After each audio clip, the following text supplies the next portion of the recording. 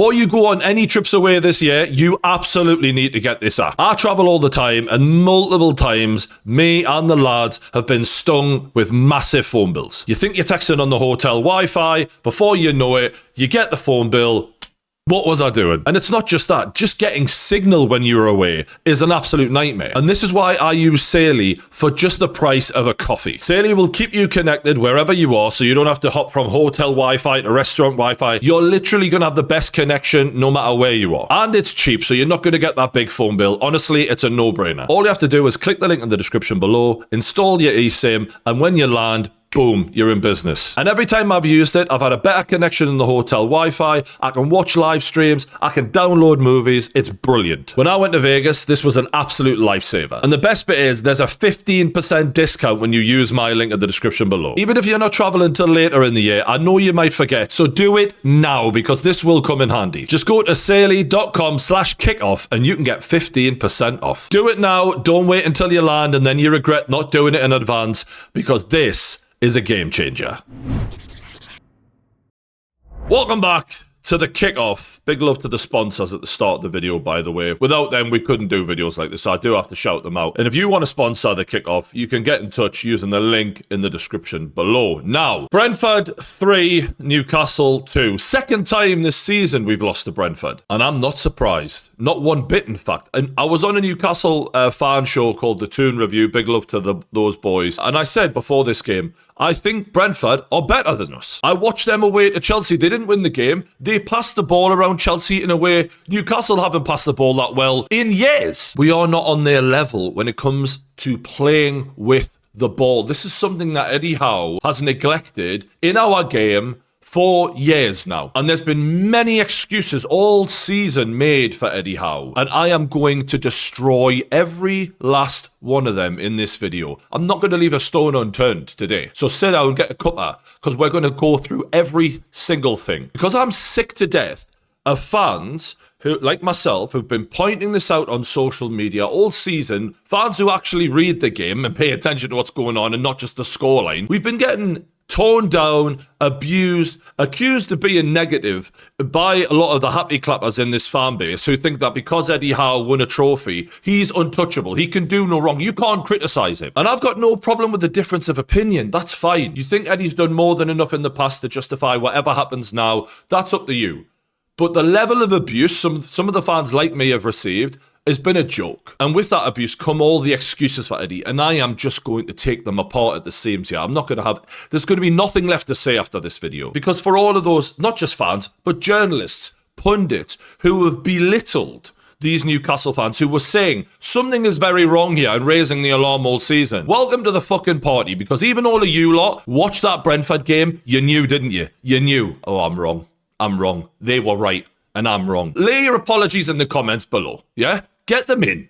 I'll be ready to read them because this is why performances matter. Whether we win or we lose, we've been bad a lot of this season. And this is why after the Sunderland game, after the Man United game, after the Burnley game, the Brentford game, the West Ham game, the Wolves game, I'm raising the alarm saying something is very wrong here. And I get accused of being negative for pointing out what I think is clear as day. I'm just reflecting reality here. When you're watching those performances, even when we scrape through and get a win, you can see there's no repeatable processes here. Where defence is poor, where midfield can't keep the ball, where attack is disjointed. And it's funny because a lot of people who, you know, they tell Newcastle fans how to feel, what to think, and how they're entitled or whatever. They think that none of this was present last season because they don't really watch us like that. But the reality is all of this was present last season. We started the season horrendously. Do you know what carried us through?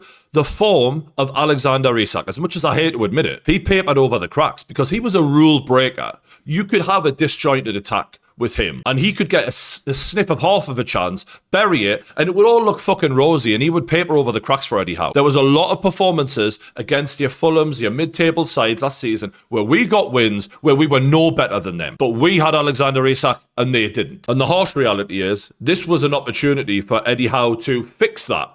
And use the Isak money and spend all of this money to put processes in and players in that actually do work. And he's absolutely fucked it. The minimum expectation this season, given the fact that we ended up in the Champions League by the skin of our teeth, by the way, last season, was to at least get Champions League again. We're 10 points off that now. And it's funny because earlier this season, when I'm highlighting things, they're like, well, we're only 3 points off. We're only 5 points off. We're only 7 points off. We're now 10 points off. Do you know that what's funny is we're the same amount of points away from relegation. So that shit doesn't wash anymore. The season is over. We've got 1 win in our last 8 games. And that was against the PSV side who literally just gave us goals at St. James's. I mean, it was so easy. It was unbelievable. We're 12th in the league, which ironically is the same position we finished in under Steve Bruce's last full season in charge. And you've got people there still demeaning Newcastle fans who are going, this is out of order. They say, well, you're Newcastle, what do you expect? It's like, do you know how much money we've spent since we let go of Steve Bruce? I think it's like 700 million, 430 million net spend. And people are acting like that just never happened. When Steve Bruce was in 12th,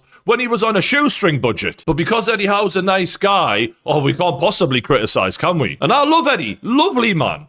But this is dog shit. Newcastle have dropped more points from winning positions than any other side in the Premier League in 19 points. We've given out more points than friggin' Strictly Come Dancing this season. What does that say about us tactically that we can't hold on to a lead? Like, at what point do people look at Eddie Howe and go, something's wrong here? And look, before I go into all of these excuses that everyone's been making for Eddie this season, let's take a quick look at the game, and then I'm going to destroy every last excuse he's got. All right, here's the team lineup before the game. Jacob Murphy starting with Yohan Wissa. A big surprise for me, that. Elanga scored against Man City. He had his first game where you were probably the best player we had that game. Finally, the lad's getting a bit of confidence. I'm like, well, surely he's going to play again, because I think he only came on as a sub against Man City. This is the time to give him more games, give him that confidence. And Eddie, like he's done with other players this season, Voldemort included, just kills that chance for any momentum. Jacob Murphy didn't even look like a fucking footballer in that game. What on earth was he thinking? I don't know. Playing Yohan Wissa over Voldemort. Another one where I'm like, Wissa, if you look at all our best performances this season, Everton away, Man City at home in the league, Chelsea at home in the league, all right, we drew, but Voldemort has been the 9 in all of those games. Yohan Wissa is not playing well. He doesn't look good at all. And I'm not even saying Voldemort does, but at least Voldemort has shown something this season. Thoughts Joe Willock ahead of Jacob Ramsey. I mean, 40 million we paid for Jacob Ramsey. Can't get in over Joe Willock, who was playing under Steve Bruce. Then a minute into the game, this happens. And to be fair to Trippier, it was a fucking shocking head back, I think, from Botman, which played him into a massive amount of danger. He grabs a hold of the shirt. That's a penalty, that. I don't know in what world it's not a penalty. And it's a sending off because he's last man back. And look, Trippier's had a few rough games lately. Might be because he's playing 3 matches inside 7 days at the age of 35 years old. How did we not get defensive cover in the January transfer window? And actually, fuck back up. We've even got a kid who's the England under 18 captain as a right back in the squad. Eddie never plays the young players. Only Lewis Miley when he had a gun to his head one season. Surely this is the time to give your 35-year-old senior player a rest and help him out here. Even the lads in the prime are struggling playing 3 games in 7 days. We get a goal from a set piece. What a surprise. Yohan Wissa misses a chance from 4 yards out. Bloody brutal, man. I mean, it's looking like the worst transfer of all time for Newcastle. 29 years old, bought for the here and the now, and it's terrible. He should never start another game ahead of Voldemort if Voldemort's fit to play. It shouldn't even be a conversation anymore. And as expected, at 1-0 up for Newcastle, we concede because that's what always happens. I can't even tell you how, so predictable this felt to me. I fully expected this to happen. There was not a shred of hope in me that we were going to go on and win this game, even at 1-0. Cross comes in here. Trippier hasn't managed to block the cross, which, as I've explained, the guy needs a rest. But look at Sven Botman here as this cross is coming in. This, for me, is food and drink for a centre-back. Look at the state of that. What the fuck is that jump? He's already going down before the ball is anywhere near him. It's actually really bad. Look at where Botman is, falling over, and look at how this kid is in mid-air here, ready to dunk on him. And you remember I did this with Liverpool. I broke down the frame by frames, and one thing I kept bringing up was how often we end up in this exact same position, and Eddie Howe saying, well, we just don't usually concede goals like this. And I'm like, did you watch the Man City game? Did you watch the Aston Villa game? This is what you've built, Eddie. A team that are wide open and so easy to play through the centre of the park, where we constantly have 3v3s at the back. It's all the fucking time. And before you know it, we're in this situation here. He turns Trippier inside the box. These two centre-backs at that point need to be on him. It's literally so frustrating how this goal went. It's so frustrating. And you got where's our backup? Where's our midfield? Where's Tonali? Where are they? Where are you? How he has the time to just roll this ball into the path of his man arriving in the box here. It's exactly the same problem we had against Liverpool. Eddie Howe is learning nothing. And even when we roll the ball in, he has time to take a touch, pick a spot. He picks a spot. He hits it towards goal. It's going in the goal. Jacob Murphy, handball, penalty. 2-1 at half-time. It was one of the worst first-half performances. Like, yeah, we had some of the ball and we had some set pieces, but when they were on the ball, the level of quality they had, it was just so much higher than us in the way they could pass the ball around. And it really feels like Eddie focuses so much on off-the-ball work that when we get the ball, we're just clueless. It's set pieces, it's long balls, it's lumping in, crosses into the box with a 5-foot striker. That's our only hope. They look like a well-coached footballing side, the kind of side you'd want to pay to watch every week. Credit to Brentford. Because if you play like that, even when you lose, it's nice to watch for the fans. It's something, they're showing a repeatable process, what Newcastle aren't showing. Eddie then makes subs at half-time. That's when you know he's frightened. He's worrying because that man, he's so scared of losing more than he's determined to win that he doesn't want to be adventurous. He doesn't want to take any risks. And I thought, you're really shitting it now, aren't you? He brings on Alanga, should have started anyway, brings on Voltemora, plays Voltemora in the number 10 role. Now, we just need to cover this real quick. Nick Voltemora was not a 10 at Stuttgart, is not a 10 for Germany, and when he's been at his best for us, has not been playing in the 10. Nick Voltemora, despite him not being the quickest, is a number 9. If you look at every single goal he scored for Stuttgart, Germany, Newcastle, they're all in the penalty box as the 9. He gets given the ball outside of the box, tries to dribble it towards goal, takes too long, doesn't get the shot away. Nick Voltemora's best attribute, more than anything else, yes, he's nice on the ball, good passes, is his finishing. Give me the ball in the box, let me finish.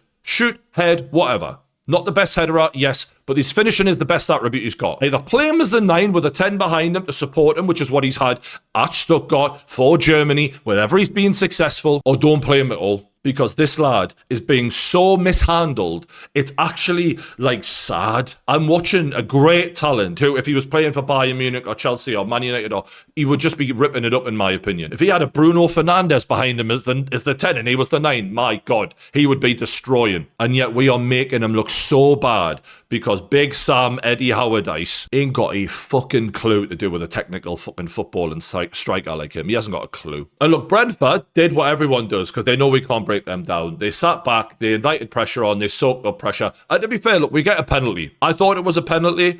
Bruno sticks it away. I've mentioned this earlier this season. Nick Voltemora needs confidence. An easy way to give your strikers confidence is to give him the penalties. To not give Voltemora the penalty, yes, you scored Bruno, but you're not thinking long term here. That goal for him could have just given him something to catapult him into a bit of form later.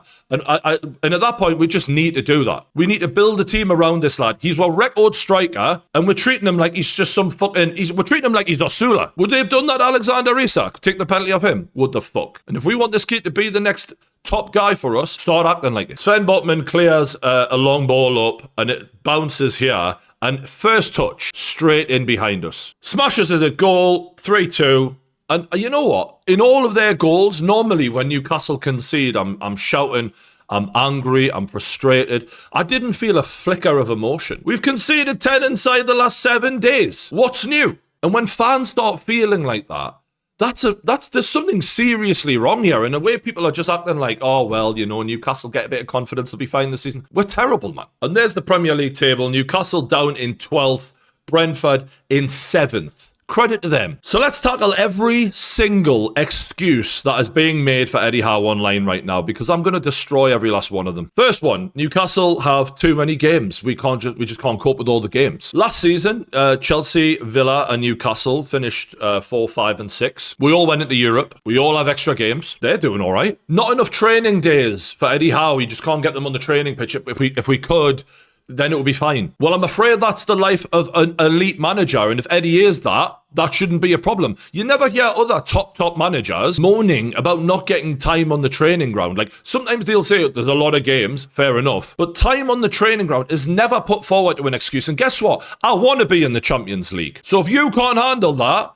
Newcastle, you're not the right manager for us. But we've lost Isak. We've lost our main goal scorer, so it's not really Eddie's fault, is it? What about Brentford? Didn't just lose their main goal scorer, they lost their two main goal scorers in Mbeumo and Wissa. They lost their captain. They lost their manager. They're currently in a European spot while we're in the bottom half of the table, and we've spent fucking 5 times what they've spent. No, Eddie, you don't real. Eddie hasn't been backed. Eddie hasn't been backed. Do you know what I mean? If they'd backed him, what would be higher? Hasn't been backed. He spent £430 million in the last 5 years. That's in the top 5 highest spenders in the Premier League. Eddie got given £250 million this summer alone to spend on the players that he wanted. And these signings are on him. No, but you're not understanding, Geordie. They needed to spend a load of money under Eddie because the squad was so bad when he took over. So it's not, that doesn't really mean anything. Oh, really? Right. Well, let's look at the teams that are currently around us and above us in the league. And let's compare the 430 million we spent to what other teams who are outperforming us currently are spending. Start with Brentford, 103 million. Sunderland even, who are above us, 140 million. Fulham, 143 million. Everton, 12 million. Bournemouth, 128 million. And Brighton, 0.5 million. And people saying, oh, well, we needed to spend because our squad was so bad. Are you saying their squads were fantastic 5 years ago? Your argument does not stand up, man. And it stands up even less when Aston Villa, who spend under 100 million to our 430 million, are fucking third in the league. They've been insanely better than us, all of these clubs, in the transfer market. And when you look back at the last director of football who Eddie seen off, and he said, your transfer policy is not fit for purpose. It clearly wasn't, and he was clearly right. Because the level of value we should have for that amount of spend, we're miles off of it. We're playing a 35-year-old 3 games in 7 days. It's an absolute joke. And after the PSG game, it was, oh, look, where's all of the Howe outlot now? See? One good performance. And by the way, we didn't even win the game, but one good performance in how long? We've had about 5 decent performances this season, man. Even loads of games we've won have been so poor, and many of the games have been just as bad as our worst managers. We are not playing well, and one performance doesn't change anything because we knew that wasn't repeatable. And another excuse is, oh, it's the striker's fault. It's all the striker's fault. Blame Voldemort. Well, for a start, if Voldemort hadn't have scored those goals when he came, we'd be in the relegation zone right now, by the way. But I take your point. Voldemort is struggling now, and for many reasons, and we'll get onto them. And Wissa looks terrible, but it's not just their fault. We've conceded 10 in the last 3 games, man. The defence can't defend. How many times have I showed our midfield getting played through with ease? They're cutting through us like a hot knife through butter. And not just that, when they're on the ball in the midfield, the passing is so sloppy, man. You could see better passing in a Sunday league game. And I'll tell you who gets away with bloody murder, our wingers, by the way. Because Eddie hasn't built a creative midfield where you've got a number 10 in there, and I've complained about this a lot, who can create for the striker. So it's all on the wingers to cross balls in. Alanga, Murphy, Barnes and Gordon have played a combined total of 81 league games this season. Do you know how many assists they've got between the 4 of them for 81 games? 3. 3. Pathetic.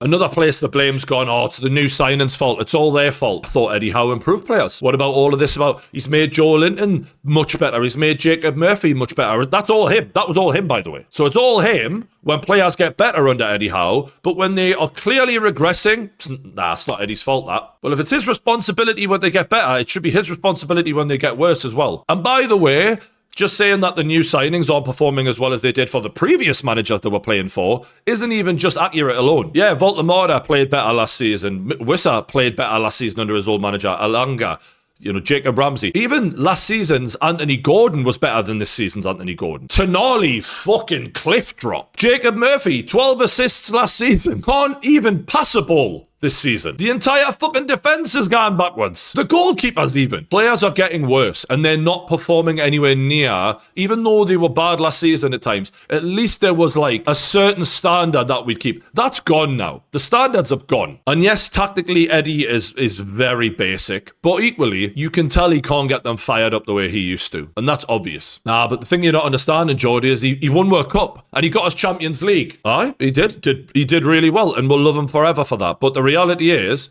with how bad this season's been, how long does that last? Claudio Ranieri won the league with Leicester. There is no greater achievement in Premier League management history.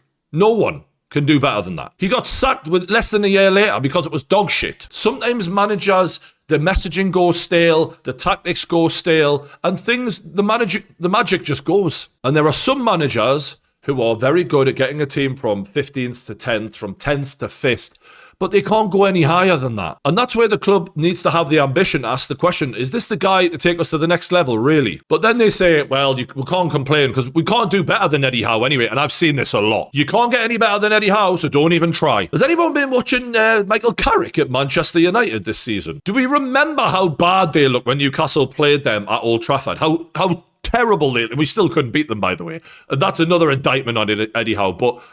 they were shocking. And it's funny what one of the players, I think was Martinez, said, yeah, well, when Carrick came in, we actually started training a lot more with the ball instead of defensive positions off the ball and the negative side of football, which is ironically exactly what Eddie focuses too much on. And you look at how well they're passing the ball around now, how free-flowing some of their football is now, playing players in their rightful positions. When Michael Carrick took over at Man United, Eddie Howe and Michael Carrick were on level points with each other, 32 points. We were 6th, they were 7th. That was only 4 games ago. Since then, Newcastle have gone from 6th to 12th. Man United are now up to 4th. Man United have gained 12 points in those 4 games. Newcastle have gained just 1. Would anyone have expected that? Would anyone have predicted that? But sometimes a fresh manager with fresh messaging, fresh ideas can have an impact on a club when it's gone stale clearly. To sit there and say there's no one who could do better than Eddie. He's won a Carabao Cup, you know. Like, he's not a World Cup winning manager. Like, what? Where has this come from? Like, I think he's done a good job overall up till now. But we're talking like he's like the best manager in the history of the fucking game. Have you watched this season? There's managers out there like De Zerbi, Areola, Alonso, Fabregas, Jose Mourinho maybe, Tuchel after the summer, Nagelsmann after the summer. Even, I don't know, Keith Andrews is doing well for Brentford right now. They're 6 points clear of us and level on points with Liverpool right now. And I'm hearing this narrative that no one could ever do better than what Eddie's doing right now in Newcastle after losing their 2 goal scorers, their captain and their manager last season. It's just such a stupid narrative. So, if honest, and I've seen journalists parroting this shite, no one could be better than Eddie. Honestly, shut the fuck up. There's every chance that one of those managers could come in and do a better job than Eddie. I'm not saying it's a guarantee, but when things are going as bad as they are, what's the fucking harm in rolling the fucking dice at some point? Because we know it's not going anywhere good right now. Well, you can't really attract top managers, can you? Like, you know, who are Newcastle. Does anyone remember Ancelotti winning the Champions League and then going to manage Everton? Does anyone remember Rafa Benitez winning the Champions League and going to manage Newcastle? Our project, with the investment that we're apparently getting, is going to be attractive to a decent manager out there. There's just no 2 ways about it. And look, it could go worse. That's the next thing. What if it gets worse? Yep, that's a worry. We could fuck it up. But right now, what we do not have under Eddie Howe is a manager who knows what the problem is. He's admitted that in his press conference. I've got to figure it out. 39 games at the fucking season, mate. You should have seen this coming a fucking mile off, because I did. Should have been trying different things weeks and weeks and weeks ago. When you were sitting there, 1-0 down to Sunderland, 1-0 down at Manchester United, and those were the games where I really thought this is over, this. And he didn't even have the balls to go 2 up front in those games and go for it. We can stay on a path to nowhere, or we can roll the dice and do our due diligence and find the best man for the job. And if we do that, we'll give ourselves a chance, because we don't have one right now. This is going nowhere. And look, if we do hire the wrong guy and it goes bad, it was going to go bad under Howe anyway. Look at what we're watching week in, week out, man. We can't afford to give this guy another 430 million and be sitting in 12th. For that amount of money, we should have a high IQ football side. And do you know what we've got? Long ball, Big Sam Allardyce football. Hump it into the box and hope for the best. We've crossed the ball in this season 451 times before the Brentford game. And do you know how many crosses we've scored for from 451 in open play? Once. Nick Voltemora scores a header. Do you know what's so funny? When we bring Nick Voltemora on in games as a sub, he never gets those crosses into the box. We stopped doing that.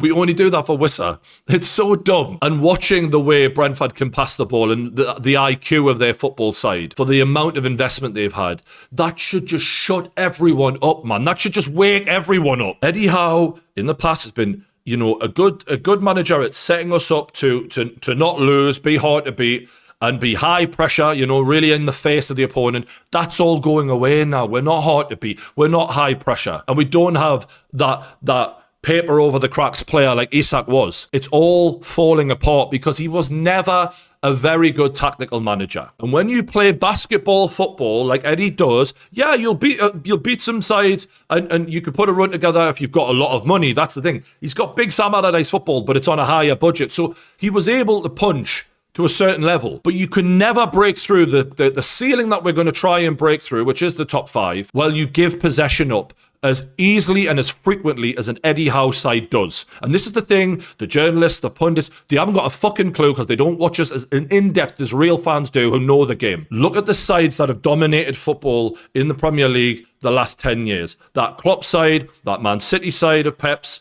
and now Arteta has put together a very strong side as well. Look like they could win the league. They keep possession really well. And they strangle teams of the ball. Sometimes it's not pretty, but over a 38-game season, if you're playing basketball, football, and being as wide open as we are, and giving the opponent opportunity after opportunity to punish you, you're never ever going to be able to be up there. You might beat a PSG in a one-off game like we did once upon a time. You might beat a Liverpool side in a cup final. You're not going to do it over a 38-game season because Eddie Howe does not have what it takes. And that's obvious. And now we're completely broken, in my opinion. And we need fixed and put back together, built up by another manager with a different style. Possession-based football is the only way that we're going to get to that next level. And the sloppy football that we've been playing week in, week out for a long time is never going to cut it. So now it's on the CEO who spoke a big game on TalkSport the other day, saying in 2030 we're going to be challenging for all the biggest honours in football. We're going to be right up there. Well, your words are big. What are your actions? Because if this is acceptable, then your ambition is not what you say it is. We've heard a lot. Where's the new stadium? Where's the new training ground? Where's my new fucking manager this summer, mate?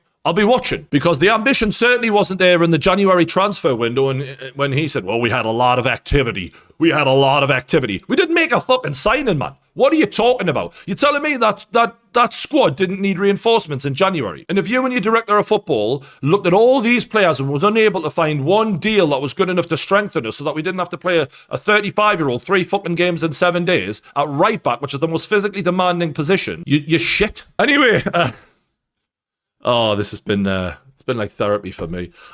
Big love to everyone in the comments who is not nasty. Yeah, people who are understanding. I'm a passionate football fan. I care. I'm not pointing these things out to be nasty to Eddie Howe, whatever.